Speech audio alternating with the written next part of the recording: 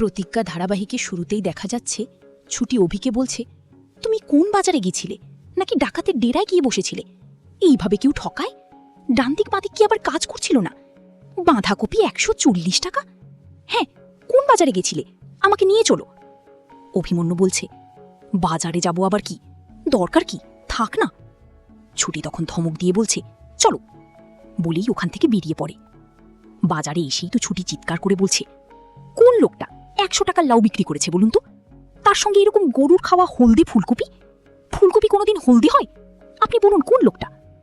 মামি তখন আঙুল দিয়ে লোকটিকে দেখিয়ে দেয়। ছুটি তখন বলছে, এই যে কাকু, সবজি বিক্রি করতে কেন বসেছেন? এর চেয়ে ডাকাতি করতে পারতেন আপনি। লোকটি তখন অবাক হয়ে বলছে, কি বলছো বোন, ডাকাতি আর আমি? ছুটি তখন বলছে, 100 টাকার লাউ, এই লাউটা দিয়ে মাথা ভাঙবো আমি। অভি তখন ছুটির হাত থেকে লাউটা কেড়ে নিয়ে বলছে, অ্যাটেম্প টু মার্ডারের কেস খাবে, আপনি বুঝতে পারছেন না? ছুটি তখন বলছে, মেরে পুলিশের কাছে গেলে আমার কোনো আফসোস থাকবে না উকিল স্যার। অভিমন্যু দোকানদারকে বলছে, দাদা যা বলছেন করে দিন, ওনার হিস্ট্রি কিন্তু ভালো নয়। দোকানদার তখন বলছে, দাদা তো দিলদরিয়া মানুষ, কোনো দাম দর করলেন না। ছুটি চিৎকার করে বলছি, আমি মানছি উনি বোকা মানুষ, তাই বলে আপনি লুটে পুটে নেবেন? প্রত্যেকটা সবজির একটা একটা করে দাম জিজ্ঞেস করে দোকানদারকে বলছে, আপনি 200 টাকা বেশি নিয়েছেন, ফেরত দিন। দোকানদার তো বাধ্য হয়ে 200 টাকা ছুটিকে ফেরত দেয়। তারপর মাছের দোকানে গিয়ে বলছে, আপনি কত টাকা বেশি নিয়েছেন? দোকানদার তখন বলছে, বেশি নিয়ে বোন, ওর থেকে 50 টাকা কম নিয়েছি, 150 টাকা নিয়েছি। ছুটি সেই টাকাটাও ফেরত নিয়ে নেয়।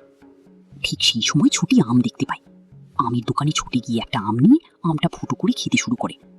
তখন দুটো বাচ্চাকে দেখতে পেয়ে ছুটি বাচ্চা দুটোকে ডেকে দুটো আম দেয়।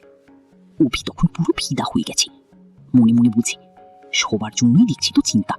আর ছুটিকে বলছে, হয়েছে আপনার, ওটা আমার মাথা নয়, এবার ছাড়ুন তো, এবারে ছাড়ুন, এবারে বাড়ি চলুন। আর ইনি হাতটা ধুয়ে নিন। ছুটি তখন বলছে, এই যে আপনি টাকা নষ্ট করতে গেলেন কেন, আশেপাশে কোথাও জল নেই?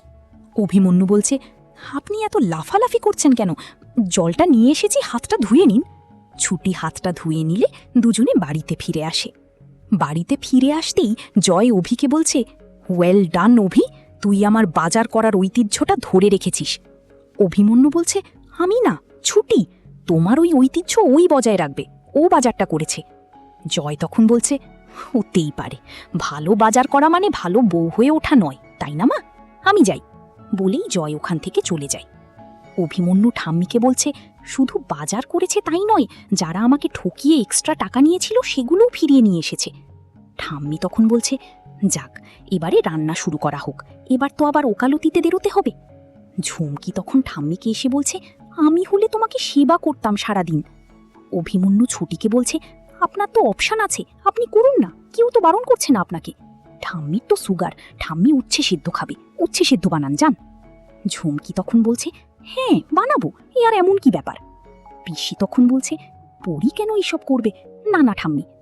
অভিমন্যু বলছে, দিদি, একে রামের রক্ষে নিয়ে আবার সুগ্রীব দোসর, তুই সব কাজে কথা বলিস কেন, একটু দাঁড়া না।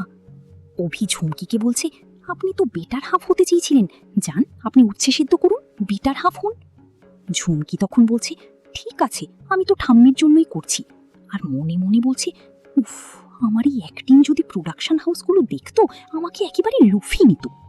তারপর রান্নাঘরে গিয়ে চিৎকার করে করে বলছে, আমি নাকি উচ্ছে সিদ্ধ পারি না, আমার নাম পরি, এই তো উচ্ছে জলে ঢেলে দিয়েছি, তারপর বয়েল বয়েল বয়েল, তাহলেই সিদ্ধ, কিন্তু হচ্ছে না কেন? শতরূপা সেখানে গিয়ে বলছে, কি হচ্ছে না? ঝুমকি তখন বলছে, জল দিলাম, তারপরে উচ্ছে দিলাম, তাও ফুটছে না কেন? শতরূপা বলছে, কি করে হবে বলতো, তুমি যেটা দিয়ে উচ্ছেটা সেদ্ধ করতে চাইছো, তুমি তো গ্যাসই অন করোনি। অভি এসে ঝুমকিকে বলছে, বাব্বা, উচ্ছে তো অনেক ডিপে ঢুকে গেছে, আপনি তুলবেন কি করে?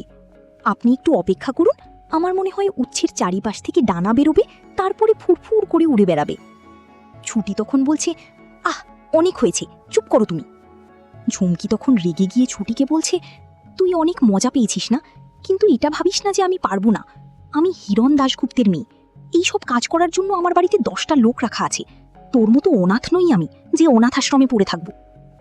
অভিমন্যু ঝুমকিকে বলছে, বাবাকে কবে পেলেন? সবে তো 2 দিনও হয়নি বাবাকে চিনলেন, তার আগে তো থাকতেন ওই আশ্রয় বাড়িতে।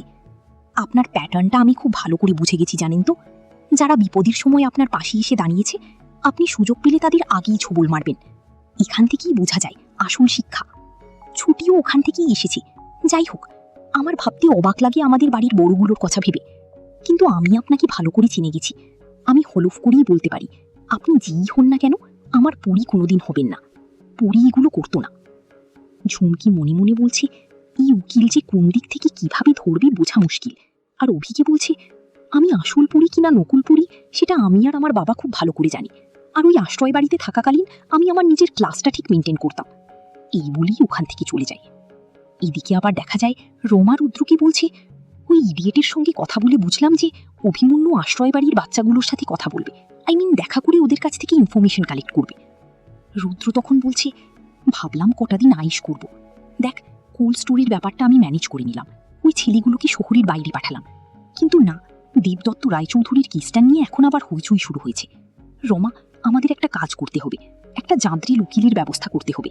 সে শুধু আমাদের কেস লড়বে না, সে ওই অভিকে দুর্বল করে দেবে। তুই একবার ঝুমকিকে ফোন কর। রমা তখন ঝুমকিকে ফোন করতে ঝুমকি বলছে, এতক্ষণে ফোন করলেন কেন? আপনি জানেন উচ্ছে সেদ্ধ কি করে করে? রমা তখন ধমক দিয়ে বলছে, একদম চুপ, গুলি করে না একদম মাথার খুলি উড়িয়ে দেব। যে কথাগুলো বলছি সেটা মন দিয়ে শোনো। তুমি জানতে অভি বাচ্চাদের সাথে কথা বলছে? ঝুমকি তো কথাটা শুনেই অবাক হয়ে যায়। রুদ্র তখন বলছে, ইডিয়েট একটা, এই ইনফরমেশন তোমার আমাদের কাছে দেওয়ার কথা। তুমি এক্ষুনি অফিসের জন্য বেরিয়ে পড়ো, তোমার জন্য একটা স্পেশাল কাজ আছে বলেই সমস্তটা বুঝিয়ে বলে দেয়।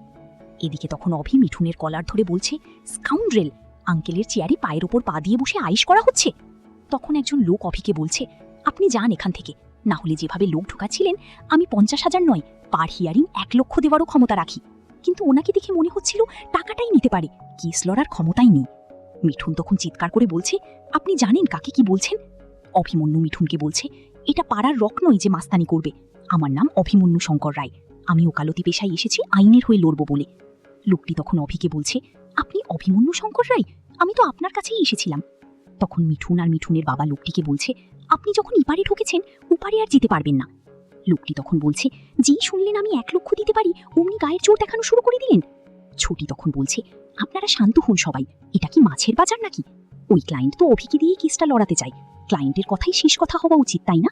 আপনি আসুন, অভির অফিস ওদিকে। মিঠুন তখন ছুটিকে বলছে, আপনি 2 দিন অফিসে এসেছেন, কি মনে করছেন নিজেকে? ছুটি তখন মিঠুনকে বলছে, আপনি যদি ভেবে থাকেন আপনার এই হুমকিতে আমি ভয় পেয়ে যাব, তাহলে ভুল ভাবছেন। আমি সত্যি কথা বলতে আর উচিত কাজ করতে একদম ভয় পাই না, তাই আমাকে শাসিয়ে আপনার কোনো লাভ নেই। তো বন্ধুরা, এই ছিল আজকের পর্ব। ভালো লেগে থাকলে লাইক কমেন্ট করে জানাতে ভুলো না, আর চ্যানেলটি সাবস্ক্রাইব বা পেজটি ফলো করো নতুন আপডেট পেতে। আগামীকাল দেখা হবে। টাটা।